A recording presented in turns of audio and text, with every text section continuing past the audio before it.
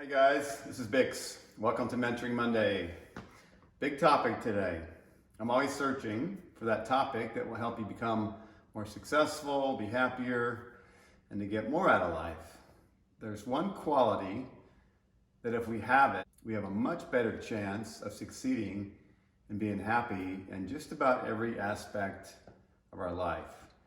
If you ask me, what's that one quality, and I could only pick just one, that determines how we feel about ourselves, and that it positively or negatively affects us in just about everything that we do.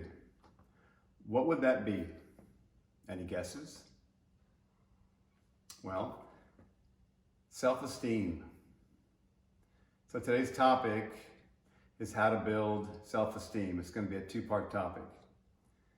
Self-esteem is a person's subjective, and notice I said subjective, not objective, subjective assessment of his or her worth to themselves. Self-esteem can cover various beliefs about oneself.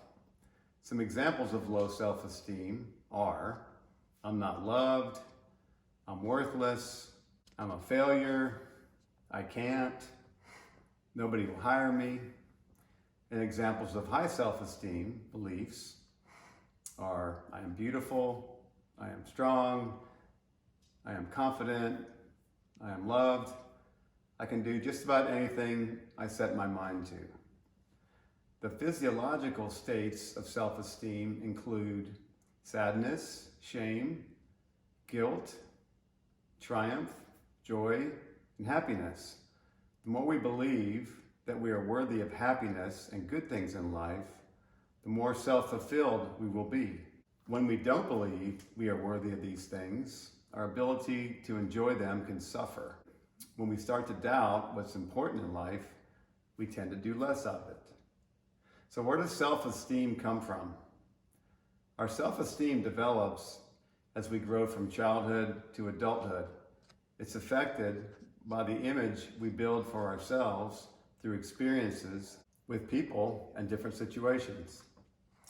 The things we experience as a child initially form a foundation in the shaping of our self-esteem. Our successes, our failures, how we are treated by members of our immediate family, by our teachers, our coaches, and even religious authorities and friends all contribute to our basic self-esteem. And our self-esteem can vary over time. So how is high self-esteem and low self-esteem formed? Healthy, positive self-esteem as an adult can be a gift that we were given from our childhood. It's a blessing that most people just overlook. There's so many ways that adults with high self-esteem were supported as children that resulted in them having high self-esteem. We don't get to choose our parents, so I was very fortunate that both my parents and my teachers supported and praised me when I was younger. I was taught the value of hard work. I was constantly told by my mother and father that I was smart and that I could do anything. I was spoken to respectfully and listened to. I was given affection and enough attention. Eventually, it all started to have a big influence on me. I started to believe it. What gets praised and gets rewarded gets repeated. I felt very worthy of goodness. I was very fortunate that I had some great teachers, athletic coaches, and a really good former boss. I went to work for a company in Chattanooga, Tennessee. I was vice president of sales. My boss wanted to groom me to possibly buy his company and of course run the company. I jumped at that opportunity, but inside I was scared and full of self-doubt. I lacked confidence. Over 4 years, I learned every aspect and every department in the business, but I never thought I was ready to run the company. But my boss believed in me. He kept telling me I had what it takes to run the business. I was a good leader and a good visionary. Eventually, I believed him. He believed in me, and he helped raise my level of self-esteem.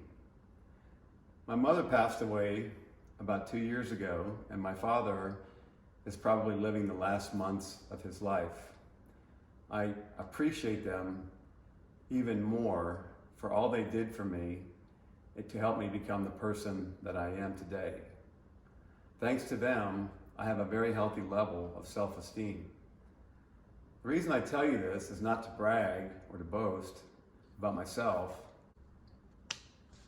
but to give you some examples of how our adulthood and childhood experiences, especially our parents, can mold our self-esteem. Unfortunately, the opposite is also true. People with poor self-esteem had the opposite experience. As children, many of these people were criticized harshly, yelled at, or abused in one way or the other. There's a high chance that they're given little to no attention by the adults that were supposed to care for them. In some cases, adults with poor self-esteem were often ridiculed for their shortcomings or bullied by their peers. It's common these adults were also made to feel that in order to be appreciated, they needed to be perfect. This creates an image in the mind that without accomplishment, you're worthless. Do we know people who are obsessed with their careers or their hobbies? Because in their mind, they need to tie their worthiness into something tangible, into a tangible achievement. I was pushed to work very hard as a child. I wouldn't say that I was pressured to get all A's, but it was expected. I find myself at times with an unhealthy work ethic, striving for that sense of achievement to be happy. I'm aware of this, and I've learned the hard way that I need a healthy balance and purpose in my life to offset that drive for achievement. Achievement without purpose and balance is not fulfilling or healthy. We're all shaped and molded by these experiences, and it is sad when a child has a bad and hurtful experience, as it will become apparent when they become adults. How you feel about yourself affects how you live your life. People with high self-esteem tend to have better relationships than people with low self-esteem. Through a series of failed dating relationships when I was younger, I've mentioned this before, I realized that I needed to date someone with high self-esteem. My personality was too type A, too driven to date someone with low self-esteem, because often that person made me feel bad about myself. So what I'm getting at here is it's important to understand your own level of self-esteem and what level of self-esteem do you want around you. As a general rule, we want to surround ourselves with people with higher self-esteem or people that can pull us up. That's not always the case. High self-esteem enables you to ask for help and support from other people when you need it. One of my favorite sayings is life belongs to the askers. So if you struggle to reach out for assistance, it could be rooted in your low self-esteem. People with high self-esteem are better experienced at achieving their life goals because they have faith in themselves. They face failure too, but they understand failure and success don't define them. Having high self-esteem allows you to accept yourself for who you are. Flaws and strengths, you know that these make up the essence of who we are.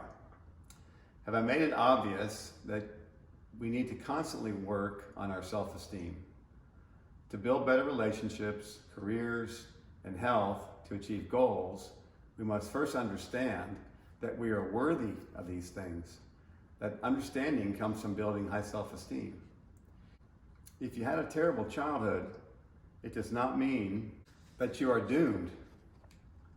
You have to work a little harder to build self-esteem, but it is possible. There are many resources out there that can help with simple exercises that you can do on a daily basis to achieve this. Just Google how to build self-esteem and you'll find tons of articles. If you're struggling in many areas of your life, take a step back and evaluate the relationship you have with yourself. How do you talk to yourself? That's a big one. How do you talk to yourself? How do you treat yourself? What do you think of yourself? Do you feel worthy of receiving good in your life? Or do you feel bad when good things happen to you? If you find yourself experiencing something good and tell yourself, I don't deserve this, or I didn't work hard enough, you may have low self-esteem. And when you have this kind of negative self-talk, then for sure you will self-sabotage. Okay, I've covered a lot in this talk today. It's going to be a two-part talk, and next week I'm going to talk about how to build self-esteem and how to eliminate or minimize negative self-talk. So until next week, this is Vic signing off, and remember, it's never too late to reinvent yourself. Cheers.